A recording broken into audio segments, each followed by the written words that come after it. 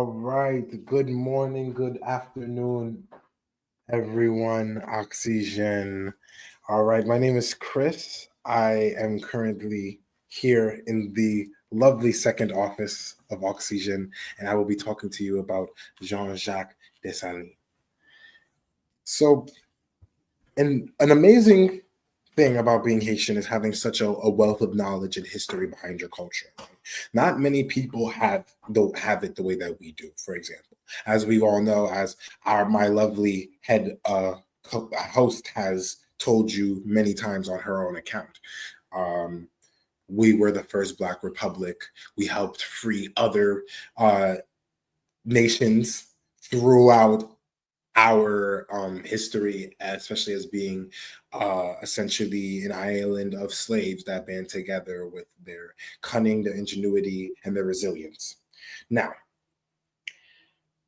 with all that comes the politics, comes the history, it comes the revolutions, it comes the leaders, but nothing is as interesting as the stories of Toussaint Louverture and Jean-Jacques Dessalines, which we will be focusing on here today.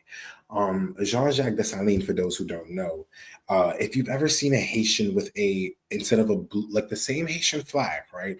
One is blue and red, and one is black and red, right?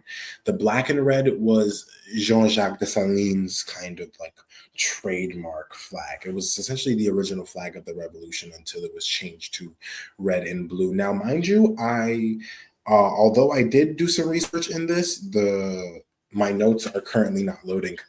So I believe that it was to represent the blood of the soldiers. My amazing co-host, Madam Kippy, my amazing head host, Madam Kippy, will be explaining that to you guys after this. However, to get into it, Jean-Jacques Dessalines was a, a genius strategist.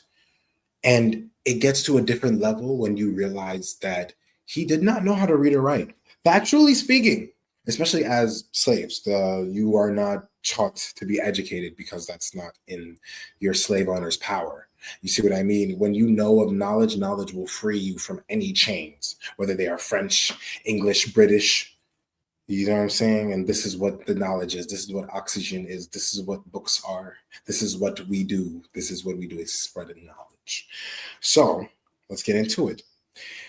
Jean-Jacques Dessalines, one of my favorite authoritarian liberationists, as I like to say, was born enslaved in Saint-Domingue, portion of Haiti. That's what they called it in the time, around 1758, and rose to become one of the greatest military leaders of the Haitian Revolution. That's why we are talking about him. Dessalines is credited, along with Toussaint Louverture, as we all know, with Napoleon's defeat and declaring Haiti's independence.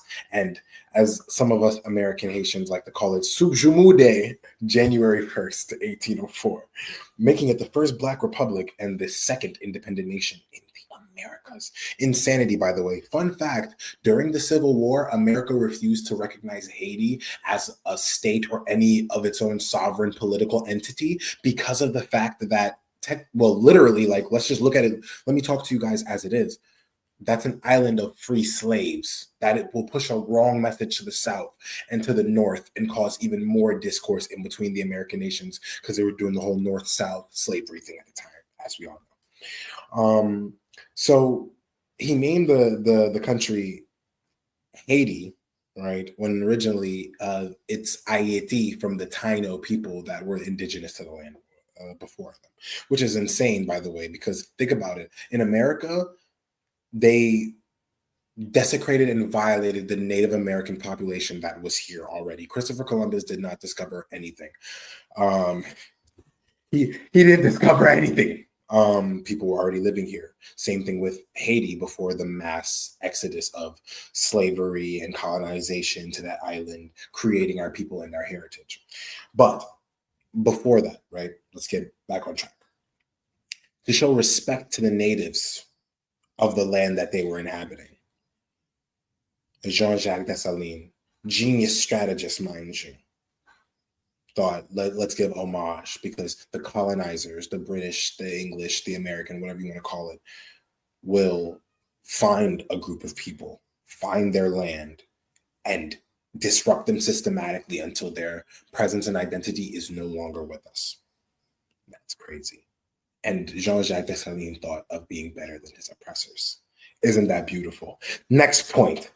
Dessalines, oddly enough, I will just refer to him as Emperor Jacques the First of Haiti in 1804 once he gained his independence. Not a lot of people know about that title, so that's why I just thought that was an interesting fact to get out there. And I like the sound of it. You know what I mean?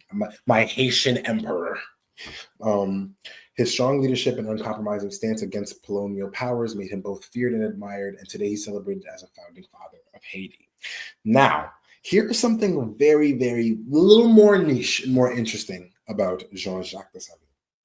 Like I said earlier, he could not read or write, but he was a brilliant strategist who outmaneuvered the French, outmaneuvered Napoleon's, outmaneuvered Napoleon's armies, and was able to thwart a, maybe not at the time technically a first world nation, but a greater world power, but not actually greater. Haha, you see that? Okay.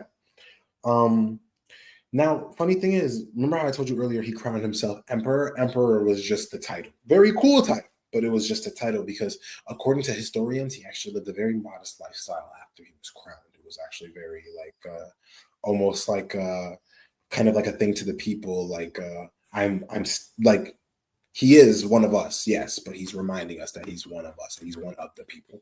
Does that make sense? Now, he adopted, this is my favorite one. All right, Oxygen, my lovely, lovely, lovely listeners. This is my favorite fact to give you. So, Haitians, when we see each other, or even people, other Creole speakers, actually, they'll very much understand us. When we see each other, "Ça passe, Naboule." I grew up as an American Haitian, and our culture, whether it was hip hop music, rap music, whether it was history we learned in school, even to the music we're listening to today, Haitian culture, Haitian dichotomy, everything Haiti inspired takes a very, very, very big part of our culture. For example, in rap music, when they're mentioning someone's face, they say Figi. Isn't that crazy? Sac passe, Naboule. People will say that amongst each other in the street as like a funny, like a hi, hello. It's kind of cool kind of thing, right? Now here's where we get to that, okay? Sac passe, Naboule. People don't know the full finished term of that. For example, a jack of all trades is a master of none. Yes, that is true, but the full phrase is a jack of all trades is a master of none, but more often better than a master of one.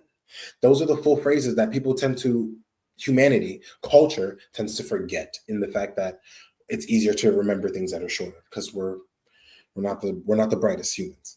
Now, right?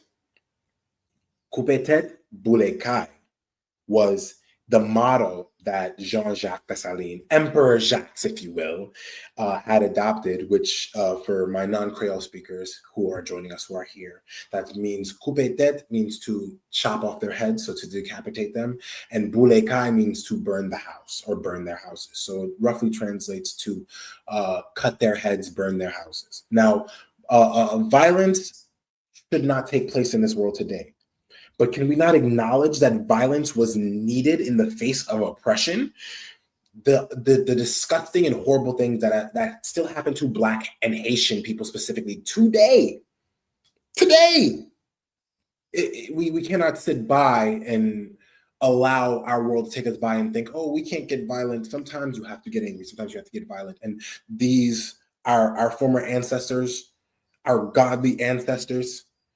They saw a need and they adapted to it. So I don't want to condone violence, but especially through historical context, violence was needed. So coupe tête boule caille, the motto that Jean-Jacques adopted, was essentially scorched earth, cut their heads, burn their houses. We don't need them here, which is why on January 1st, we eat soup joumou, because we're so filled with the blood of Spaniards and French people that we've kicked their asses out of our country. Now, why did I get into the whole rant about sac passe, Naboule? Because people don't understand sac passe, what's up, right? Nabule. Oh, I'm good. No, Nabule Kai. Sakpase, Nabule Kai. Here's why, right? What in the time of the revolution when this motto was adopted? Oh, what's up? What's happening? Sakpase, what's going on? What are you doing? I'm burning a house right now because I'm freeing our country. Because you know what I mean? It's yeah, people don't really actually understand where a lot of that comes from or where the linguistics of it all kind of meet together, and it's very, very, very interesting.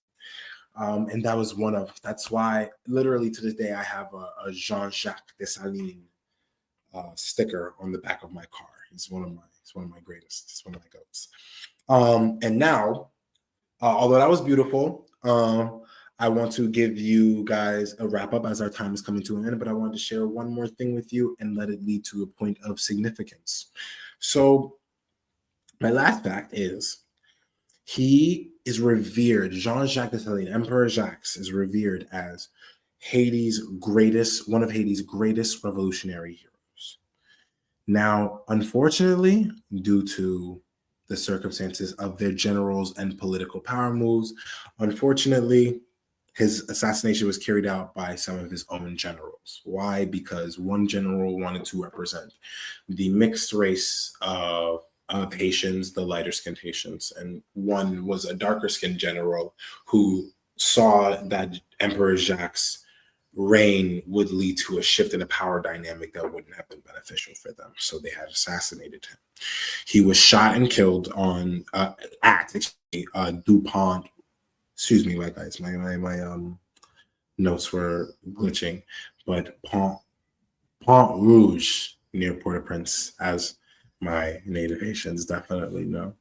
But why do I bring this up and why is this a point of significance to me? Because a lot of the times what we're not realizing is that we are our own worst enemies. I am an American Haitian. I am Haitian as well as I am a Black American and African American, if you will. And I know all the best through my degrees, through my research, through everything that we've looked through, everything that we've talked about here on Oxygen, is that dismantling a set of people cannot be done just by foreign affairs. Like, yes, Blanc Moon, Cap Vini, and they could tear us all apart, but they can try. But if we band together, l'union fait la force, my friends. When we are together, right, we stand strong. But as together we stand or divided, we fall.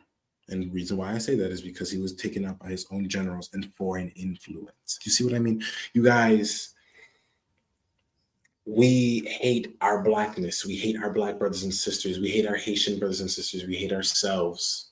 We hate our women. We hate our men. We hate our children.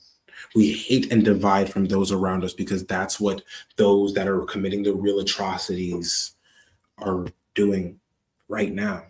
France will have the audacity to tell America to give back the Statue of Liberty because they're not representing liberal values, yet the Haitian people owe them debt to this day. What is liberated about that? I don't understand.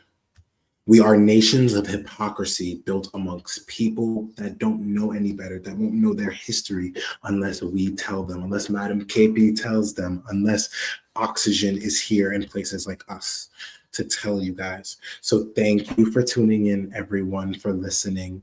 I really appreciate it. My name was Chris. L'union fait la force. Coupe-tête pour les cailles. Please subscribe, like, comment, hit the bell icon to be notified whenever we go live.